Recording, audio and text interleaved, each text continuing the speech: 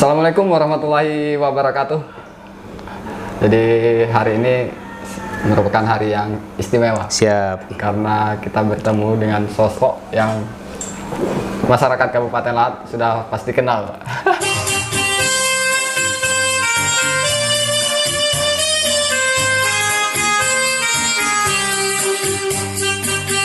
Alhamdulillah. Dengan Pak Fauzan, Pak Haji, Pak. Fauzan. Fauzan siap. Tapi sudah Haji. Belum. Fauzan Denin. Dengan Pak Kasatpol PP sekarang, Bapak Fauzan Denin. Kalau dulu saya kenal Pak Fauzan ini waktu di Humas Protokol ya. Humas Protokol 2012. Ya, terus terakhir dulu pernah sempat di Dinas PMD, Pemberdayaan Masyarakat dan Desa ya. Tapi kali ini beliau menjabat Kasatpol PP. Menariknya Pak Fauzan ini, mengapa saya tertarik ya? Dengan tugas sebagai Kasatpol PP, Satpol PP ini kan banyak pro kontra di tengah masyarakat. Siap. Ya kan? Kegiatannya nyita miras. Siap. Dan pasti itu banyak cibiran kan? Iya. Ngambil-ngambil. Kan? Terus menertibkan Pedagang. Tapi itu memang sesuai tupoksi kan. Nah, yang satu lagi yang luar biasa dari Pak Fauzan, beliau orang yang tegar dan kuat. Jadi di antara kontra Pro terus dan kontra ada kritikan, kadang lewat media kritiknya. Siap. Bahkan terakhir kemarin ada surat cinta tentang Argentina dari yang mengakunya biduan. Siap. Tapi beliau tidak baper, beliau tegar. Ini menunjukkan sebuah dedikasi yang luar biasa untuk pemerintahan Kabupaten Lahat. Beliau loyal dan yang pasti penuh penuh semangat tinggi. Semangat dan dedikasi. Dimanapun posisinya. Nah, Pak Fauzan. Siap. Kalau untuk karir sendiri awal di ASN itu dari mana? Baik, bismillahirrahmanirrahim. Assalamualaikum warahmatullahi wabarakatuh. Hormat Praja Wibawa. Salam Praja Wibawa. Ya, Praja Wibawa dan Yuda Bramajaya.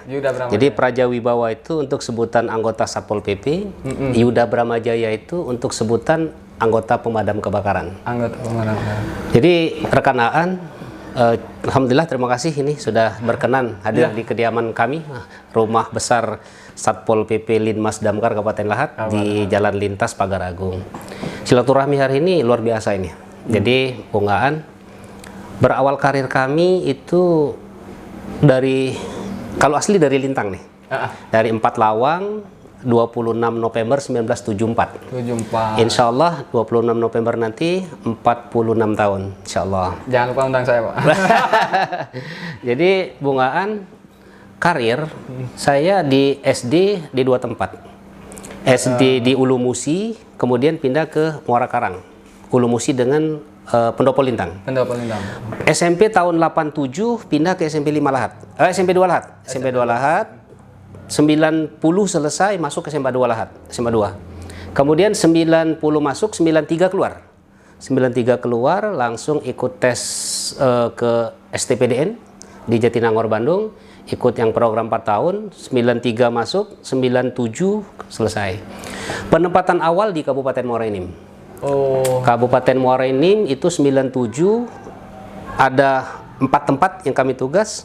Kecamatan Aramantai 1 tahun, Kecamatan Semendo Aramantai 1 tahun, Kecamatan Talang Ubi pada waktu itu, Pali sekarang, Kecamatan Talang Ubi 4 tahun.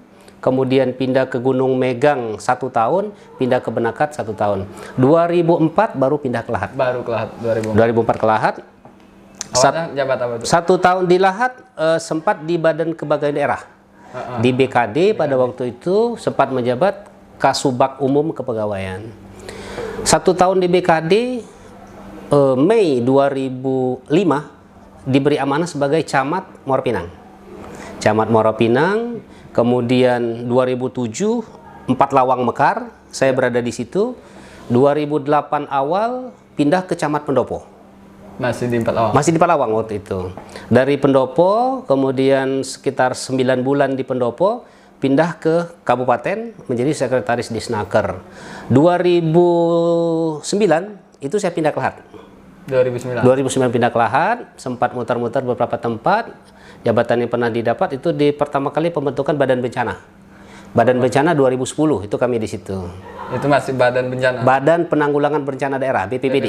BPBD oke. sekarang. Dari BPBD kemudian pindah ke BPMD 2011. Dari BPMD 2012 diberi amanah sebagai Kabak Protokol.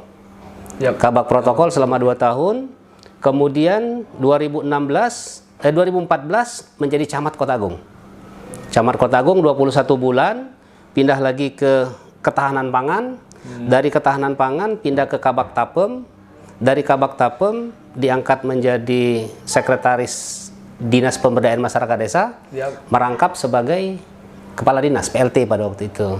PLT. Kemudian 1 bulan PLT didefinitifkan, lebih kurang 27 bulan di Dinas Pemberdayaan Masyarakat Desa. Per 23 September, ini sebentar lagi ulang tahun jabatan nih.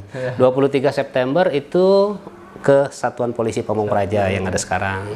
Nah, Pak, dari jabatan yang panjang, perjalanan karir yang panjang, akhirnya ditugaskan menjadi orang lapangan. Siap. Apa ini, Pak? Tantangannya yang pasti yang berbeda kan? Pasti. Jadi begini, Bung Aan. Setiap tempat itu mempunyai karakter yang berbeda. Iya. Kebetulan alhamdulillah 97 saya keluar, berarti lebih kurang 23 tahun. Itu sudah 19 tempat saya tugas. 19 tempat. Dan dari setiap tempat itu punyai seni, karakter, dan situasi yang berbeda. Ya. Termasuk terakhir ini di Satpol PP, tugas lapangan. Tapi pada prinsipnya satu hal yang saya anut, pesan dari orang tua, dan ini juga ajaran agama. Dimanapun berada, berbuatlah yang terbaik, kemudian berikanlah manfaat sebanyak-banyaknya untuk siapapun. Ya. Saya lihat Pak Fauzan, salah satu yang menarik dari sosok Pak Fauzan ini totalitas gitu ya. Siap. Bener nggak, Pak, ini jabatan Kasat Pol PP itu agak dihindari oleh orang-orang yang ingin jabatan misalnya, yang ingin jabatan agak menghindari, benar nggak itu kira-kira? Sepertinya kalau pendapat seperti itu bisa iya, bisa tidak. Bisa tidak. Karena apa? Pada prinsipnya kalau saya ini secara pribadi, dimanapun ditugaskan seperti kita menyelam. Kepalangan kita mandi harus basah. Jadi ketika kita masuk ke air, jangan cuma setengah badan, jangan cuma sekadar leher, tapi langsung masuk total. Artinya apa?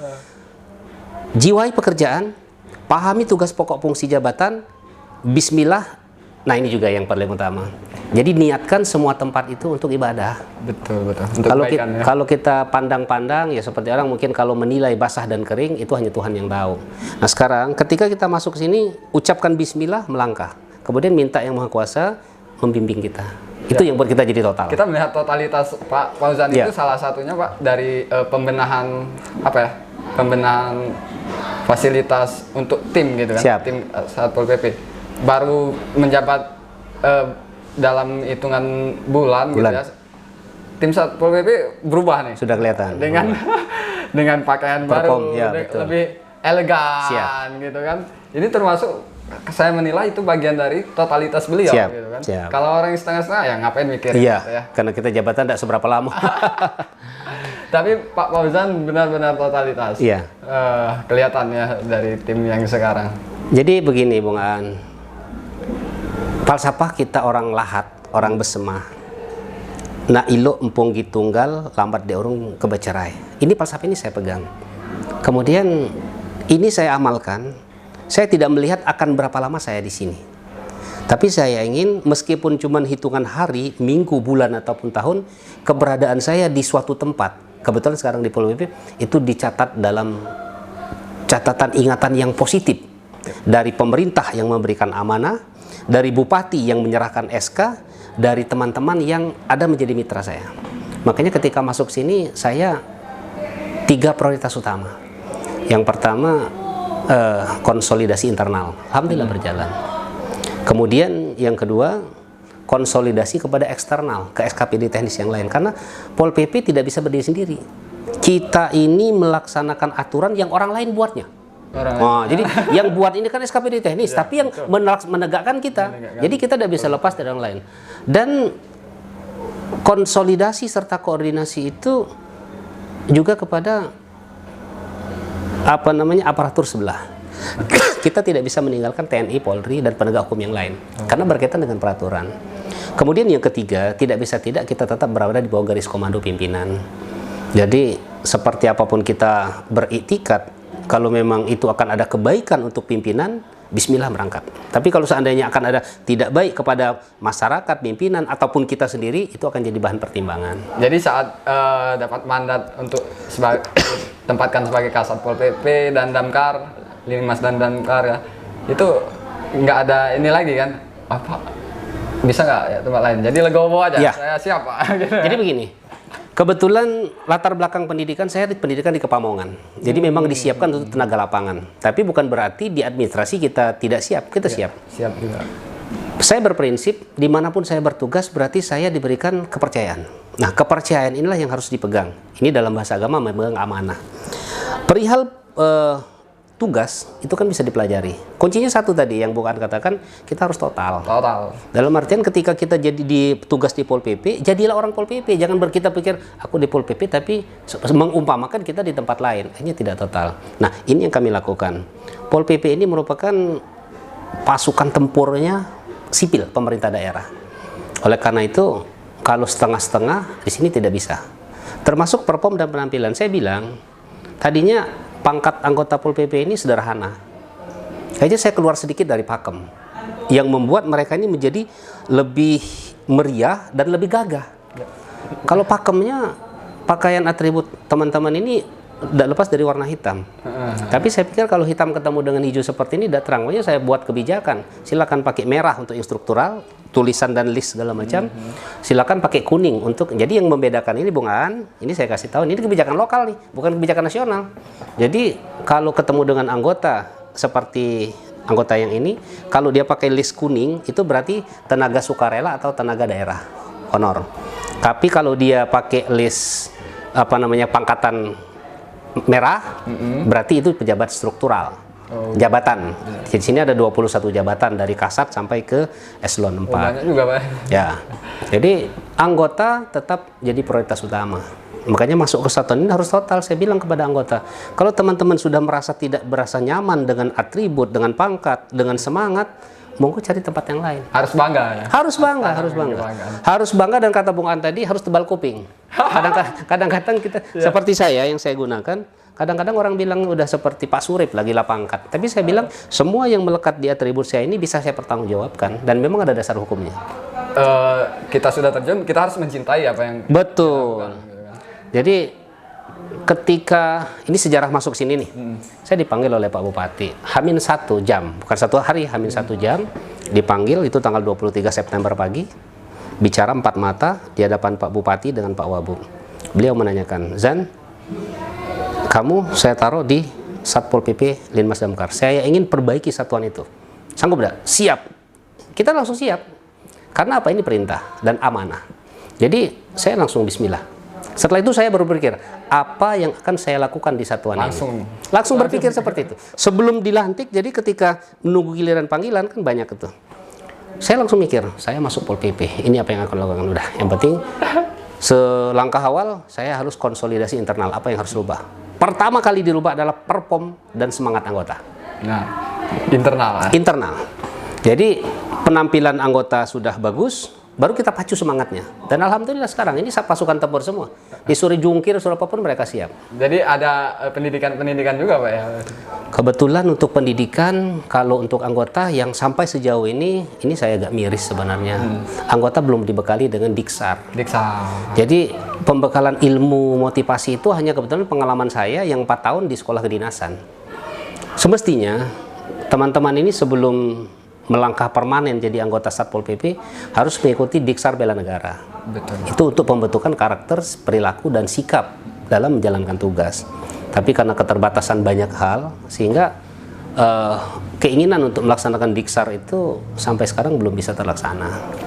Oke Pak, ini ada yang penting, yang seperti yang saya sebutkan tadi kan, tentang ketegaran seorang Pak Fauzan saat di lapangan. Siap. Pro kontra pasti ini. Cibiran pasti. Oke.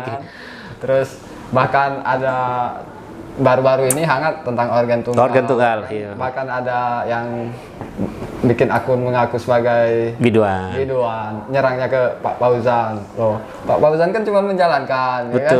Betul. Gimana Pak ini menyikapi serangan-serangan masyarakat pro kontra dari masyarakat? Padahal ini bagian Satpol PP kan bagian bakti, kan? Bakti kepada kabupaten. Baik, jadi gini Bung Aan. Saya sekarang menjiwai secara total di Satpol PP. Memang ada pro kontra. Yang memuji banyak nih. Yang memuji banyak. Wah, luar biasa ini baik berada di Japri maupun di medsos. Banyak yang memuji. Tapi sebaliknya tadi yang kontra juga banyak. Tapi saya berprinsip, selama yang saya lakukan itu benar, sesuai dengan tatanan ketentuan, bismillah saya melangkah. Bismillah. Kalau memang akan ada kebaikan, semoga jadi amal pahala. Kalau seandainya tidak baik, saya mohon ampun kepada Yang Maha Kuasa dan mohon maaf kepada semua. Nah, terkait kebijakan yang kami ambil, memang ini resiko. Makanya Satpol PP ini berhadapan dengan orang yang melanggar. Kalau orang yang hidupnya normal kan sudah saya pernah bilang, kalau kita sudah jadi masyarakat yang baik, warga negara yang baik, warga daerah yang baik, dan hamba Allah yang baik, nggak perlu kita sampai operasi penertiban. PKL ketika kita tertibkan, masyarakat mensupport. Tapi para pelaku ini yang merasa terusik. Ya. Sama halnya dengan hiburan malam. Masyarakat umum support penuh. Ya. Tapi mereka yang ada di lingkaran itu mulai merasa terusik. Tapi kita tetap bismillah karena ini sudah untuk kemaslahatan umat. Kita tetap melaksanakan penertiban itu. Dan adanya penertiban itu juga dari suara masyarakat juga sebenarnya. Betul. Dari dorongan dari MUI kalau untuk masalah hiburan malam. Jadi gini Bung An, kebetulan HP saya ini kan HP saya, kalau saya bilang HP inilah, HP umat lah. Nomor HP saya itu HP umat. Gampang ya kalau Pak Fauzan ini gampang dihubungi. HP saya itu dari 2012 itu HP umat, makanya saya susah untuk ganti HP. Jadi di PMD kemarin masalah desa selalu terus. Sekarang ini lebih luas lagi. Jadi saya lagi istirahat, tiba-tiba ada laporan, Pak, laporan itu di sana ada kerumunan massa. Tolong saya tindak lanjuti. Saya kontak tim mana yang standby, piket atau mana, gerak ke sana berikan himbauan. Pak, di sana ada yang lagi pesta miras. Pak, di sana ada yang. Jadi memang harus quick respon lah, reaksi cepat di Satpol PP harus seperti itu. Makanya jam kerja kita itu istilahnya itu tidak ada Sabtu Minggu, tidak ada tanggal merah, full.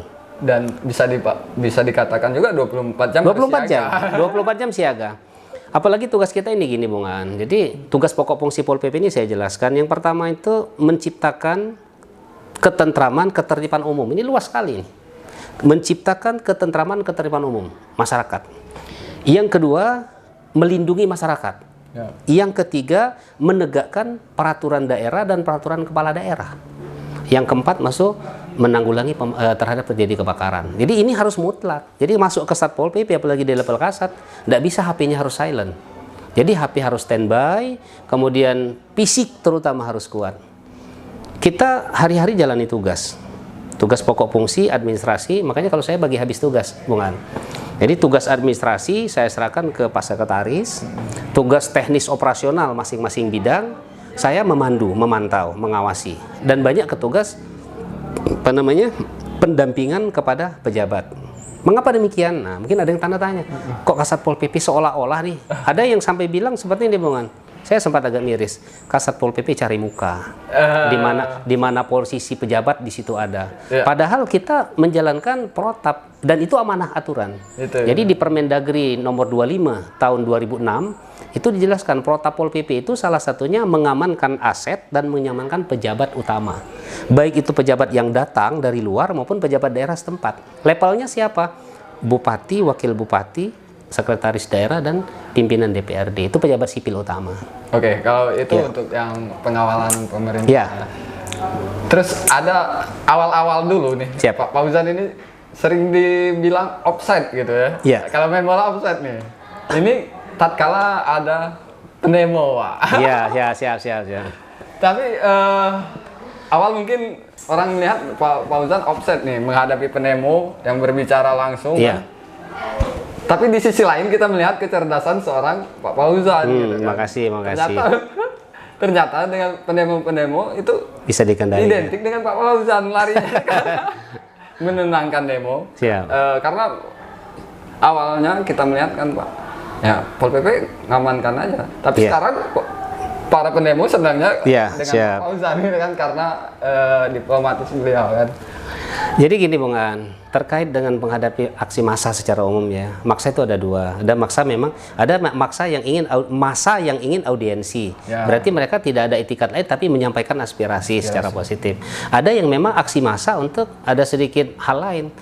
Saya satu prinsip, mereka adalah saudara kita. Pasti. Jadi miris saya kalau seandainya mereka datang tidak kita terima. Sama halnya seperti kita bertamu nih, Bung Aan datang ke rumah saya ada di dalam tapi saya tidak mau terima, miris rasanya. Perihal kita bisa membantu atau tidak, bisa memenuhi atau tidak, itu kan yang namanya batas kewenangan. Nah makanya di dalam demo itu ada dua aspek. Yang pertama aspek penerimaan pengamanan, itu ada di bawah, ialah di sekretariat. Kewenangannya siapa? Itu tergantung siapa yang dia mandatkan. Tapi kalau kembali ke topoksi, Pol PP. Ya. Jadi Pol PP di samping mengamankan situasi demo, juga berwenang untuk menerima awal. Menerima awal loh ini. Awal, ya, bukan berarti Pol PP memberikan jawaban kebijakan. Ya. Jadi SOP-nya begini, Bung Aan. Jadi ketika ada aksi demo, kita langsung koordinasi dengan pihak-pihak terkait. Kesbangpol, Intel, kemudian Polres. Kemudian kita siapkan. Bukan berarti ketika saya siapkan PHH itu akan terjadi aksi anarkis. Tidak. Ini wujud silaturahmi. Bahwa mereka tahu kita itu fungsi kita. Makanya ketika awal demo saya selalu bicara dengan koorlapnya. Kami menghargai teman yang datang, teman pun hargai kami yang jalankan tugas. Ini bahasa awal. Kemudian mereka silakan bicara. Nah setelah mereka bicara, saya langsung kontak. Di dalam siapa yang akan menerima, di luar siapa akan menjadi perwakilan. Ini pertemuan. Jadi Kasat Pol PP ini cuma mengambil peran fasilitator menghubungkan. Jadi setiap aksi demo, saya selalu tanya, ini demonya masalah apa? Kalau masalah pemerintahan desa, berarti yang terkait dengan desa yang hadir. Kalau dengan masalah perusahaan, berarti pihak terkait yang hadir. Kalau masalah lahan, pihak terkait yang hadir. Nah, saya cek di dalam, sudah siap siapa nerima? Apakah yang nerima pejabat utama, Bupati Wabubseda, ataukah diwakili dinas teknis? Sudah, saya pegang di data penerima. Yang akan nerima ini. Kemudian, saya komunikasi dengan Korlap. Korlap izin. Yang akan menerima ini. Wah, tidak bisa Pak, kami mau pejabat utama, umpama ya, seperti kejadian kami mau pejabat utama. Kita sampaikan ke pejabat utama begini. Pokoknya kami tidak akan berhenti Pak, sebelum ada pejabat utama. Oke, coba kita pasang. Jadi kita di sini, ya? nah, jadi kita jadi penghubung. Di sini kita perlu diplomatis dan menyelami perasaan. Saya tanya, kalau mereka berkenan, saya minta ambil perwakilan, karena kita tidak mungkin semuanya. Yang lain tetap di sini. Dialog. Kalau ada titik temu, alhamdulillah. Kalau ada titik temu, seperti yang biasa saya lakukan, saya harus menyelam di bagian pada mereka. Bahkan kita jangan malu untuk mensupport gerakan mereka. Sekadar kita mengucapkan hidup rakyat, hidup perjuangan, merdeka. Tidak ada ruginya. Tapi ya imbas positif nih ya. Ya. Sebutkan imbas positif. Untuk saat ini pendemo ya nyarinya Pak Paus aja kan. Terus ke tim Pol PP. Iya. Pendemo lebih santun. Lebih santun. Lebih santun. Karena sudah ditenangkan dari awal. Gitu. Saya juga bilang, makanya setiap aksi demo yang saya taruh depan sekali itu adalah Pol PP yang cewek, Prajawati. Jadi harapan kita dengan adanya para cewek di depan, mereka akan lebih cool. Kemudian aspirasi apapun tidak akan bisa selesai di lapangan, harus ada pembicaraan. Ini yang harus dipahami. Jadi makanya saya selalu fasilitasi, sudah siap ruangan, siap penerima, yuk ikut saya. Tuh. Nah kemudian satu hal, ini seni dalam kita menyampaikan supaya mereka bisa menerima apa yang kita sampaikan. Jadikanlah diri kita bagian daripada mereka, walaupun hanya sebatas jargon. Saya tidak takut mengatakan hidup mahasiswa, hidup perjuangan, ini tidak masalah. Tapi setiap permasalahan kembali kita selesaikan dengan tatanan aturan yang berlaku. Ya, luar biasa ya Pak Fauzan. Dari ada 3 hal yang saya tangkap di sini tentang sosok Pak Fauzan. Cerdas, totalitas, dan loyalitas. Alhamdulillah, terima kasih. Ya, seorang loyalis sejati ya. Apapun pekerjaannya, dia akan mencintai total di dalam suatu bidang pekerjaan. Dan loyal kepada pimpinan. Siap. Sesuai dengan aturan-aturan. Ya. Terus Pak, sekarang setelah pembenahan di internal, pembenahan tim, apa nih langkah yang akan dilakukan ke depan? Ini yang menarik Bung Aan. Satpol PP ini sekali lagi saya ulangi ujung tombak nih. Jadi harus tajam, kemudian harus lancip dan harus kuat. Karena apa yang kita tegakkan aturan. Nah. Berarti kalau aturan yang dihadapin ada orang yang melanggar aturan. Orang melanggar aturan ada dua macam. Ada yang memang mereka akan menerima dengan ikhlas, ada yang akan melakukan perlawanan. Ya, dan Nah, itu pasti hukum alam itu. Jadi saya bekali dengan anggota, laksanakan semua tugas itu sesuai dengan prosedur. Prosedur dalam artian jangan walaupun kita aparat, kita jangan melangkahi ini seolah-olah semena-mena. Jadi tetap ikuti prosedur kita penanganan suatu masalah. Nah kemudian ke depan ini yang jadi harapan kita Bung Aan, Satpol PP ini di samping punya tugas Tram Tibum Linmas tadi, Damkar, itu sudah bisa mengarah kepada upaya untuk meningkatkan pendapatan daerah. Itu yang kita harapkan. Nah jadi saya sudah berpikir di tahun kedua ini, sebagaimana caranya Pol PP ini sudah berpartisipasi dalam meningkatkan pendapatan daerah. Tugas rutin tetap jalan nih. Tugas penertiban jalan, tugas penegakan aturan jalan, tugas perlindungan masyarakat jalan, tugas penanggulangan baik mereka. Ada tugas lain yang lebih penting. Pol PP sudah saatnya berperan untuk meningkatkan pendapatan daerah. Caranya, nah ini terkait dengan cara kita harus sounding dengan dinas teknis. Di mana mereka datang? Yuk kita tertibkan perusahaan yang tidak mau bayar pajak. Yuk kita datangi usaha-usaha yang tidak mau bayar retribusi. Digandeng Pol PP. Pol PP memang tidak menerima uang dari mereka, tapi mendampingi penegakan aturan. Nah, ini yang perlu kita dukungan dan kerjasama dari dinas teknis. Tapi ini sudah dicanangkan. Sedang kita upayakan supaya Bapenda ya, Badan Pendapatan Daerah itu bisa bekerja sama dengan kita melaksanakan penertiban. Baliho-baliho yang ada yang sudah melanggar ketentuan kita turunkan. Ya. Bukan tim itu lagi, Satpol PP sudah bisa. Sudah bisa. Ya kan? Jadi banyak peran yang mesti dilakukan. Oleh karena itu saya pesan sama anggota, terus tingkatkan kemampuan. Ya. Kemampuan dalam hal aturan, kemampuan dalam sikap perilaku, dan kemampuan lapangan. Dan anggota yang pasti dengan sosok Pak Fauzan yang luar biasa ini. Insya Allah. Ikut totalitas Pak, harus bangga dengan seragam mereka kan. Ya. Jadi banyak yang merasa seperti itu. Aku ini cuma Pol PP, itu harus dijauhkan. Jadi gini, saya selalu memberikan, kita di Pol PP ini, saya setiap hari Senin dan Jumat itu evaluasi dan koordinasi lewat apel. Jadi Senin kita apel gabungan. Di apel gabungan saya selalu bangkitkan motivasi anggota. Ketika kita masuk sini, saya bilang ke anggota, kita harus menghargai semua atribut yang melekat ini. Jangan setengah-setengah. Totalitas. Karena apa? Kita adalah para prajawibawa, para Yuda Bramajaya, para Satria. Karena apa? Kalau Pol PP tidak melaksanakan peran dengan maksimal, pemerintah daerah akan lempem dan tidak mempunyai punya martabat di tengah-tengah masyarakat. Alhamdulillah sekarang kita secara perlahan dihargai. Penertiban di depan GOR, masyarakat masih nurut. Penertiban depan Balai Yasa, penertiban di Pasar Lematang, kemudian kita melaksanakan operasi penertiban miras. Dan memang ini perlu satu hal Bung Aan ketahui, tidak bisa selesai dengan kita sendiri. Untuk keberhasilan menjalankan tugas ini harus didukung juga oleh peran dan partisipasi semua. Ya. Terima kasih rekan-rekan media yang selalu memupublis. Kalau perihal tadi, ya falsafah itu semakin banyak digoncang, kita akan semakin kuat dan matang seperti itu. Pastinya. Dan apa Pak ya? Emas itu walaupun di dalam lumpur bertahun-tahun tetap akan berkilau. Jadi digoncang seperti apapun, ya suatu saat terkuak sisi Insya Allah, positif, sisi baiknya gitu ya. Apa nih di balik orang banyak menghujat ternyata ini tujuan mereka seperti Saya terima kasih rekan-rekan media yang selalu mempublis kegiatan kita, baik itu yang sifatnya positif maupun yang tadi awalnya saya itu agak baper dengan hal-hal yang negatif. Tapi semakin ke ujung saya pikir memang harus ada dua sisi. Sifat manusia kalau terlalu sering dipuji akan lupa diri. Tapi kalau terlalu sering dicaci akan patah hati. Jadi buatlah balancing lah. Berada di tengah-tengah. Iya, berada di tengah-tengah. Ada pujian, ada cacian yang sifatnya positif. Dan ini saya sering bukan ngojok ini. Siap. Ya. Saya sering sampaikan ke rekan-rekan juga kan. Kita boleh melihat seperti apa, tapi kalau saya yakin Pak Fauzan cerdas gitu kan. Karena sampai saat ini beliau tidak baper dengan hal-hal yang kritik gitu kan. Beliau menerima dan tetap seperti biasa gitu. Tidak berubah sikap. Jadi bukan ini ada pembelajaran yang saya ambil dari pendahulu-pendahulu saya. Yang pertama, kalau ingin mencapai kesempurnaan itu jangan pernah kita merasa sempurna. Artinya apa? Kita siap menerima kritik dan saran dari orang yang satu. Kemudian yang kedua, setiap kritik dan saran itu diikuti dengan upaya untuk merubah diri. Kalau kita tidak mau merubah, ya akan tidak jadi apa-apa. Nah, kemudian yang ketiga, terhadap pengkritik, terhadap objek yang dikritik, jangan merubah sikap dan perilaku.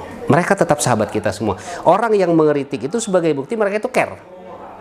Sebagai mereka itu peduli dengan kita, tapi bentuknya ada yang peduli dalam bentuk pujian, ada yang peduli dalam bentuk kritikan. Ya itu seperti itu. Jadi buat kita insya Allah lebih matang, lebih dewasa. Lebih dewasa. Dan kalau ini bukan suatu perkataan yang berlebihan nih Pak. Siap, ya. Seharusnya kalau kepala-kepala dinas lain pemikirannya seperti Pak Fauzan, ini bukan ini ya. Insya Allah mudah-mudahan ya. Pure ya. Ini. Ya. Kalau pemikiran sama seperti Pak Fauzan, totalitas, loyalitas, terus benar-benar menjiwai dimanapun ditempatkan gitu kan. Saya yakin lahat bercahaya. Insya Allah, amin. Akan terang benderang. Iya, iya.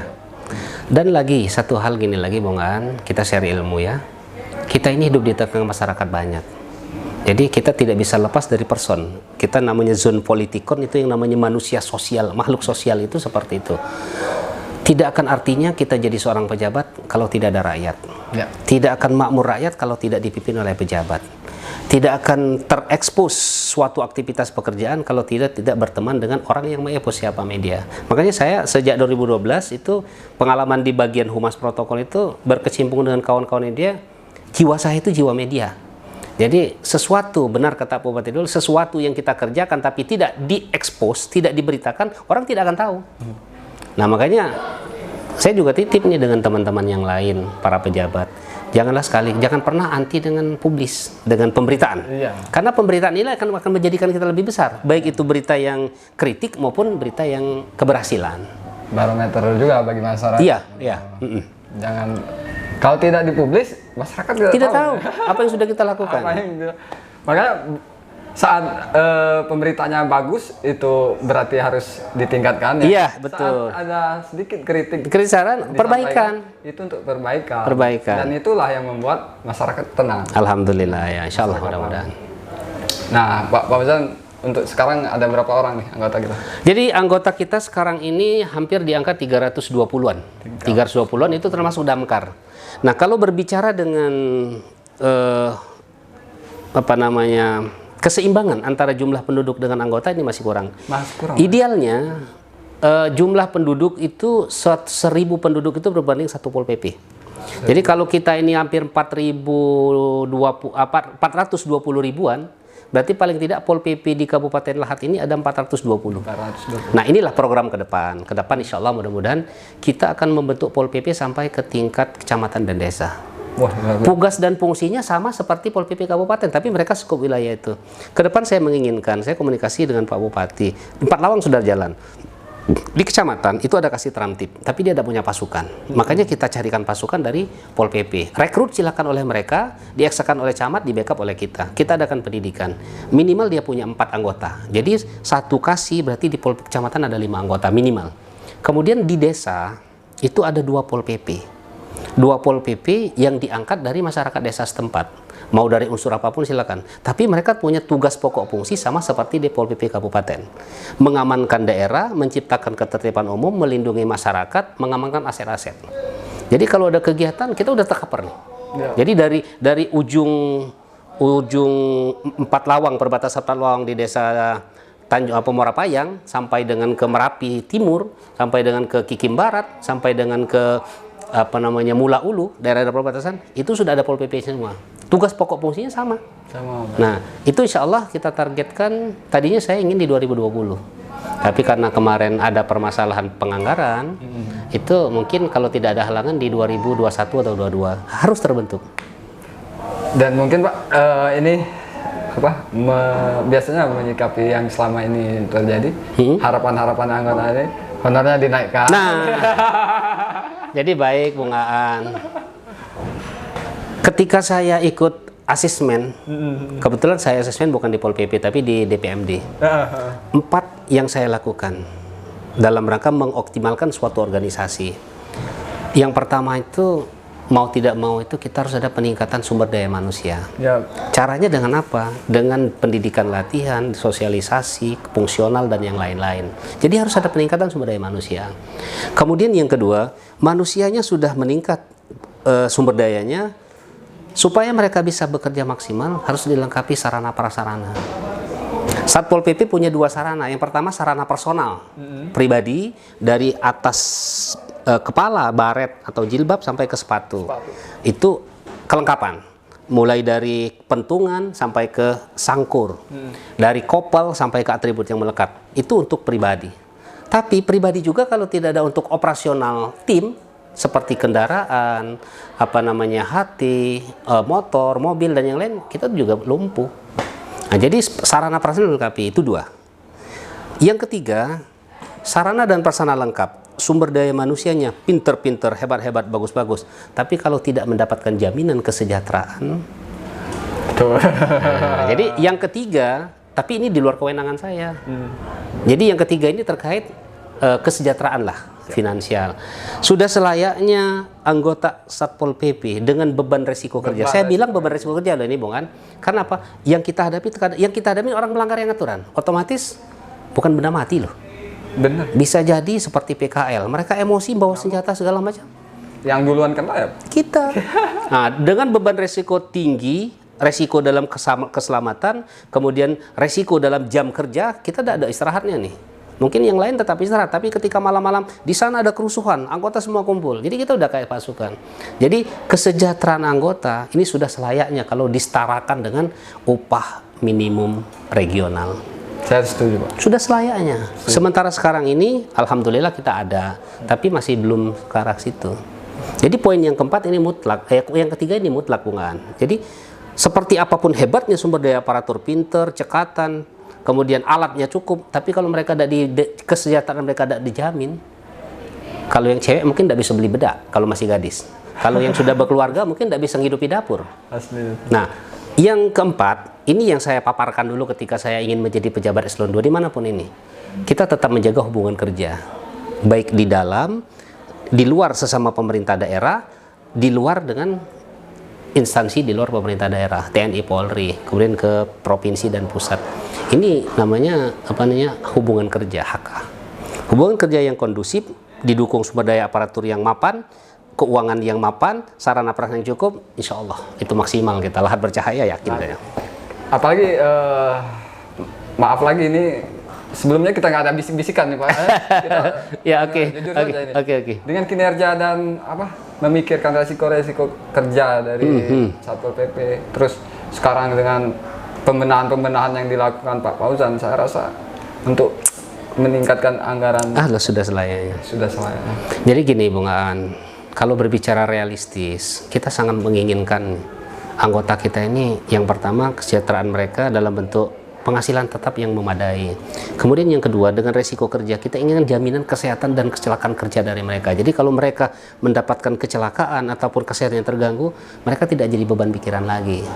Kemudian yang mutlak juga mereka dapatkan itu hak mereka sebagai pekerja. Mereka sudah melaksanakan kewajiban secara maksimal ini. Jadi satu prinsip bagi saya itu penghasilan yang memang layak. Harus yang layak. Nah, makanya saya perlu dukungan dari teman-teman semua. Mungkin dengan situasi keuangan pemerintah daerah yang memang belum maksimal, tapi kita bisa menyikapinya dengan positif. Insya Allah, mudah-mudahan. Oke Pak, masih banyak sih sebenarnya yang kita obrolkan. Kalau memang masih perlu di ini kan silakan. Kita ini kan Bung Aan, saya sangat senang ini dengan seperti ini. Jadi orang akan tahu seperti apa Pol PP yang mungkin selama ini dibilang seperti, mungkin ada yang menilai. Tinggal kacamata kita. Kalau kita menilai dari sisi yang positif, maka apapun yang kita lakukan akan menjadi baik. Sebaliknya, tapi kalau kita menilai dari kacamata yang tendensius, apalagi ada suka dan tidak suka kepada satuan ataupun kepada person, ya semua yang dilakukan tetap tidak baik lah. Mungkin lain kali kita kita bikin season 2 ya. Ya, terima kasih. Prestasi-prestasi dan kinerja yang saya rasa sekarang bagus, dan mungkin kita ketemu lagi dengan hal yang luar biasa lagi. Amin ya. Oke. PP, Damkar dan Linmas. Satpol PP, Linmas, Damkar. Jadi ini 3 satuan Bang Ansy ceritakan. Satpol PP, Linmas, Damkar ini satu kesatuan. Tapi dengan Permendagri 2020 diharapkan 2021 Damkar itu terpisah sendiri. Jadi Damkar dan penyelamatan. Jadi mungkin kita akan pisah, tapi masih nunggu kesiapan dan kelengkapan yang lain. Jadi tidak bisa dibayangkan ya betapa Luar terkurasnya biasa. pemikiran Iya, Pak Fauzan iya, untuk iya, saat iya. ini. Tapi beliau tetap Insya Allah tetap. elegan menghadapi hal apapun dengan cara humanis, Siap. terkenal humanis di lapangan, dan totalitas, loyalitas, dan kecerdasan yang pasti Siap. tidak bisa Ya, ditinggalkan. ya, amin, dalam sosok amin. beliau ini apa motivasi nih untuk kawan-kawan yang pasti sebagai kesatuan di Satpol PP. Contoh kasatnya sendiri gitu. Siap. Ini bukan ngojok, Pak. Siap. Nggak ada omongan tadi Siap, kan. siap. Makasih. Mungkin itu saja, Pak ya. Ya, Kita oke, terima kasih, akhiri. Bung Kami An. Terima kasih mau menyempatkan meluangkan waktu Ya, bersama kami makasih, di makasih. sela-sela kesibukan. Soalnya kita akan ada lanjutan Insya Allah. bicara. Ya. Kita akhiri, Pak ya. Ya, siap. Makasih. Pamit dulu. Wassalamualaikum Warahmatullahi wabarakatuh. Salam Praja Wibawa Yuda Bramajaya. Lahat bercahaya. Lahat bercahaya. Oke. Oke.